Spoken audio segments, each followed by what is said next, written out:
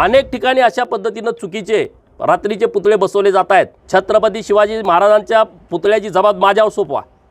अंजनगावमध्ये पुतळा बसवायचा आहे ना, माझ्यावरती सोपवा। अरे 5-10 हजार ढोल घेऊन आम्ही तिथं बसवतो पुतळा, तरी बसवायची गरज काय? छत्रपती शिवाजी महाराजांचा पुतळा दिवसा ढवळ्या वाजत गाजत आला पाहिजे ना, आम्ही सगळे आहे ना सोबत, महाराष्ट्र का पेटू शकतो।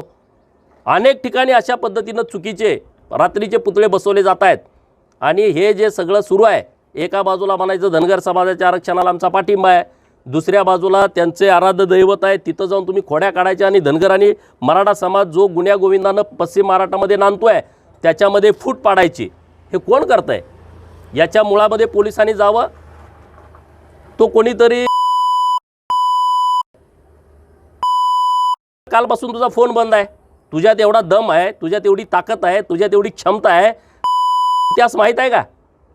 तू आज ज्या पद्धतीनं भाषणं करतोय, पोलिसांचे कपडे काढून मारतो, माननीय मुख्यमंत्री देवाभाऊंच्या बद्दल बोलतोयस, आम्हाला आई म्हणून शिव्या देतोयस, तुझ्यात हिम्मत आहे पुढे ये। कालपासून फोन स्विच ऑफ करून तू बसलाय। तुझ्या बापांशी मी लढलोय, जेवढे तुझे बाप आहेत ना इथं महाराष्ट्रामध्ये त्यांच्याशी मी लढलोय। तुझ्याशी लढायला कुत्र्या मला गरज नाही, आमची पोरं। त्यामुळे तू त्या भानगडीत पडू नको।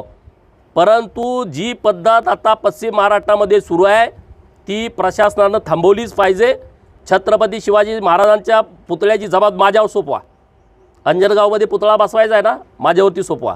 अरे 5-10 हजार ढोल घेऊन आम्ही तिथं बसवतो पुतळा, पण ज्या पद्धतीनं तुम्ही खेलोबा देवस्थानच्या परिसरामध्ये चुकीच्या पद्धतीनं रात्रीचा आणून पुतळा बसवताय, ही गोष्ट कदापि सहन केली जाणार नाही।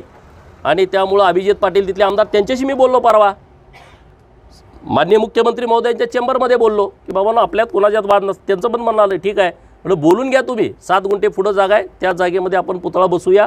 त्यांचंही बोलणं झालं। परत वाद करणं, दगडफेक करणं, गाड्या उलट्या करून टाकल्या पोलिसांच्या। आज ते इथं सुरू आहे 15 पुतळे तर असे रात्री मोहोळमध्ये तुम्ही बसवताय, बसवा, सगळ्या बसवण्याबद्दल दुमत नाही। अरे पण त्याची परवानगी आहे, त्याची एक प्रोसेस आहे, कुठल्या जागेत बसवायचा, कसा बसवायचा, आणि रात्री बसवायची गरज काय? छत्रपती शिवाजी महाराजांचा पुतळा दिवसा ढवळ्या वाजत गाजत आला पाहिजे ना, आम्ही सगळे आहे ना सोबत।